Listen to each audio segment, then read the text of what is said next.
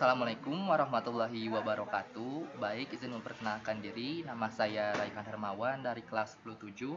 Kali ini saya akan mempresentasikan topik yang saya bawakan, yaitu mengenai peperangan antara USSR dengan Nazi. Baik, yang pertama kita masuk ke pengertian terlebih dahulu. Kita memahami dulu apa yang dimaksud dengan USSR. USSR adalah negara komunis yang aktif sekitar tahun 1991 hingga 1992. Sedangkan Nazi atau Nasionalis Sosialis Deutsche Partai didirikan Adolf Hitler pada tahun 1920 yang berkuasa di Jerman pada periode antara 1933 hingga 1945. Nah, kalau USSR itu atau yang lebih kita kenal dengan Uni Soviet itu pahamnya komunis, jadi lebih mengutamakan bersama, jadi partai. Jadi kalau kamu punya sesuatu yang bisa menguntungkan negara, kurang lebih kamu itu harus menyumbang sesuatu ke negara kalau memang kamu bisa menyumbang sesuatu yang besar buat negara.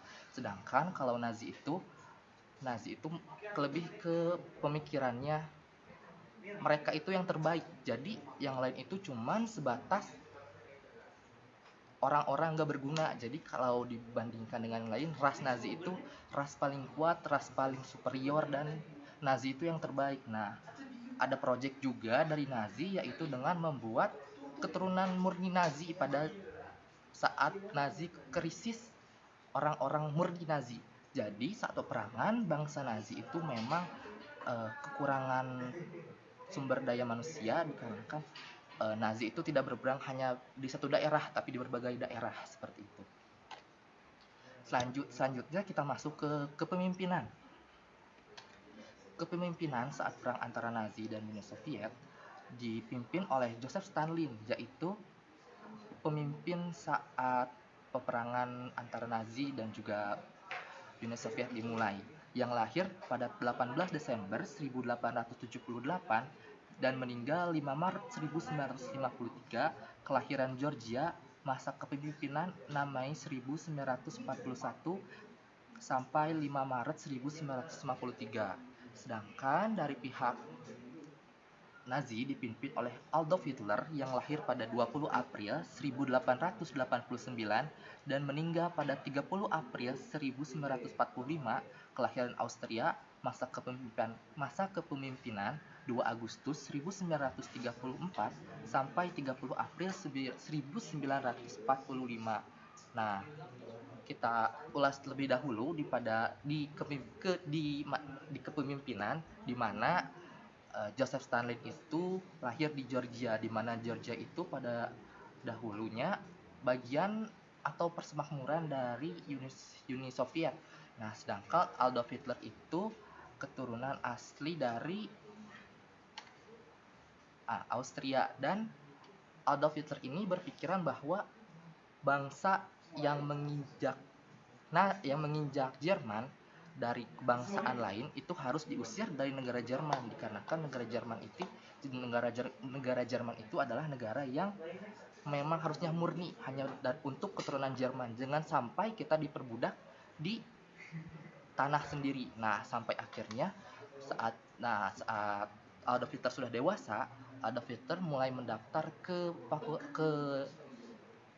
perkuliahan kesenian. Namun akhirnya Adolf Hitler membalik arahnya dan akhirnya dia berkecimpung di dunia politik sampai akhirnya dia memimpin partai, yaitu Partai Nazi. Nah, sedangkan kalau dari Joseph Stalin pada dasarnya dia dari keluarga religius, yaitu di mana ayahnya adalah seorang pastor, dan asalnya Joseph Stalin pun akan menjadi seorang pastor. Namun setelah Joseph Stalin mempelajari tentang ideologi Karl Marx, yaitu seorang filsuf dan juga sosiolog, nah akhirnya pemikirannya berubah 180 derajat hingga akhirnya dia memutuskan untuk berkecimpung di dunia militer. Nah, selanjutnya juga ada faktor peperangan. Faktor peperangan yang pertama adalah ambisi ekspansi Nazi. Nah, kita harus tahu nih, kenapa kira-kira Nazi ini sangat berambisi untuk mengekspansi Uni Soviet. Padahal kan kalau kita teliti ya, Nazi itu Jerman saat itu tidak sebesar dan tidak seberkuasa Uni Soviet, di mana kalau tidak salah Uni Soviet itu hampir menguasai 3/4 benua Eropa. Nah, jadinya kenapa gitu bangsa Nazi, bangsa Jerman ini mau menjajah Uni Soviet? Pada dasarnya ini dikarenakan pada saat itu ada pergantian kepemimpinan yang jatuhnya ke Joseph Stalin. Nah, setelah itu ada namanya masa pembersihan, di mana masa pembersihan ini tatanan dari militer USSR atau Uni Soviet itu melemah dikarenakan Joseph Stalin itu ketakutan akan suatu saat ada anggota dari militernya akan menggulingkan dia sendiri, dikarenakan saat akan pemilihan pemimpin selanjutnya dari Uni Soviet ada dua kubu yang memilih dua orang berbeda. Nah, ditakutkan yang tidak memilih Joseph Stalin ini akan mengkudetanya suatu saat nanti, sampai akhirnya Joseph Stalin membersihkan atau dengan kata lain membunuh orang-orang atau perwira-perwira yang berpengalaman. Nah, lalu Nazi berpikir bahwa saat ini saat yang tepat dikarenakan militer Uni Soviet sedang lemah. Ditambah juga banyaknya sumber daya alam di Uni Soviet. Nah, selanjutnya ada ambisi menghancurkan kaum komunis. Nah, di sini Adolf Hitler itu berpikiran kan kalau Nazi itu, bangsa Jerman itu bangsa yang paling berkuasa, bangsa yang paling hebat, bangsa yang paling superior. Maka dari itu Nazi ingin membuktikannya dengan menggulingkan atau merebut kepemimpinan atau kedudukan dari Uni Soviet, di mana Uni Soviet saat itu sangat besar dan ambisinya itu untuk mulai menggulingkan atau mulai merebut sedikit demi sedikit tanah dari Uni Soviet. Nah, selanjutnya juga ada dari penyebab historis. Nah, penyebab historis di sini pada zaman dahulu sebelum Perang Dunia Kedua, Perang Dunia ke-1 pun antara Jerman dan juga Uni Soviet ini sudah ada dan timbul kembali saat Perang Dunia Kedua.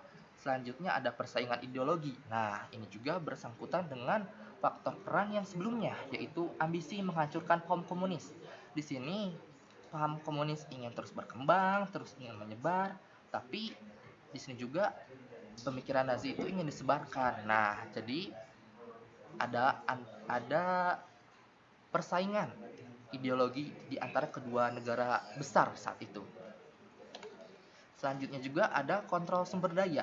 Kontrol sumber daya di sini maksudnya nyambung juga dengan faktor yang pertama, yaitu ambisi menguasai Uni Soviet. Nah, dikarenakan Uni Soviet ini kaya akan sumber daya alam seperti solar, seperti lahan untuk bercocok tanam, terus nikel itu juga ada di beberapa tempat di Uni Soviet ya. Jadi bangsa Nazi itu memang berambisi untuk bisa menguasai Uni Soviet agar dapat mendapat pasokan sumber daya alam yang lebih besar, dikarenakan saat Perang Dunia Kedua Nazi itu krisis sumber daya alam. Nah, selanjutnya juga ada persaingan kekuasaan. Nah, persaingan kekuasaan ini juga berhubungan dengan persaingan ideologi, dikarenakan kekuasaan mereka ingin terlihat yang paling besar, terlihat yang paling kuat, terlihat yang paling superior. Nah, maka dari itu mereka akhirnya berseteru dan berujung peperangan. Nah, selanjutnya ada peperangan yang terjadi di antara Uni Soviet dan juga Nazi Jerman. Yang pertama itu dimulai oleh Operasi Barbarossa, dimulai pada tanggal 22 Juni 1941 hingga 5 Desember 1941. Ya, yang memulainya adalah pihak Nazi, tujuannya untuk menaklukkan wilayah barat Eropa. Nah, di sini saat melihat militer Uni Soviet sedang lemah, Jerman mengambil langkah cepat untuk sekiranya dapat melumpuhkan sebagian terlebih dahulu dari tanah kekuasaan Uni Soviet dengan cara memulai operasi Barbarossa untuk dapat pasokan sumber daya alam dari bagian Uni Soviet. Nah, dilanjutkan oleh Perang Moskow. Nah, Perang Moskow ini dimulai pada Oktober 1941 hingga Januari 1942. Nah, yang memulainya pihak Nazi lagi. Nah, di sini kenapa mulainya pihak Nazi lagi?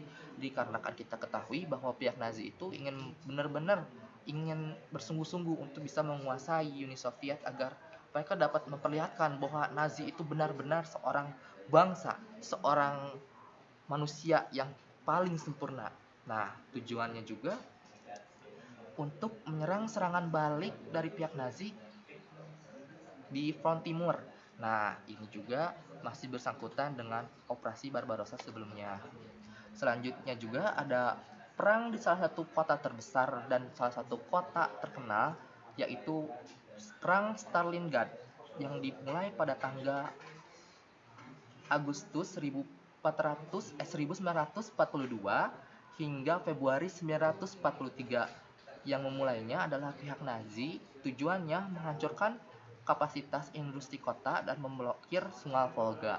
Nah, mungkin di sini ada muncul pertanyaan, kenapa sekiranya pihak Nazi ingin memblokir Sungai Volga? Nah, di sini perlu kita ketahui bahwa Sungai Volga itu sebagai penghubung pengantar pasokan untuk tentara yang sudah maju di barikade paling depan untuk memasok pasukan Uni Soviet itu bisa melewati Sungai Volga. Nah, Sungai Volga ini juga sangat berperan besar untuk memasok senjata perang, amunisi, makanan untuk keberlangsungan hidup dari pahlawan Uni Soviet yang sudah maju terlebih dahulu. Nah, di sini Nazi berpikir bahwa kalau mereka bisa memblokir Sungai Volga, berarti mereka bisa istilahnya melemahkan tentara-tentara yang sudah maju terlebih dahulu, sehingga mereka kehabisan pasokan makanan, kehabisan pasokan serangan, dan juga mereka tidak dapat bertahan hidup. Dan itu adalah keuntungan besar bagi Nazi, sehingga akhirnya Nazi dapat melumpuhkan yang dengan lebih mudah. Nah, selanjutnya juga ada Perang Kurs. Perang Kurs ini dimulai pada Juni sampai Agustus 1943, yang memulainya adalah pihak Nazi dengan tujuan menguasai Kurs dan utara serta selatan. Nah, di sini kenapa Nazi ingin menguasai Kurs? Dikarenakan melihat Kurs ini adalah salah satu dari jalur pasokan juga, akhirnya Nazi ini berusaha untuk memblokir jalur Kurs. Nah, jalur Kurs juga dikenal dengan perang besar, di mana peperangan itu disebut juga, ada yang menyebutnya peperangan Trokovka, yaitu salah satu daerah yang dekat dengan daerah Kurs tapi di sebelah selatan. Nah, perang Kurs ini juga disebut perang tank dikarenakan perang ini melibatkan banyak tank yang hampir dari pihak Uni Soviet itu 1.500 dan dari pihak Jerman itu 1.000 tank.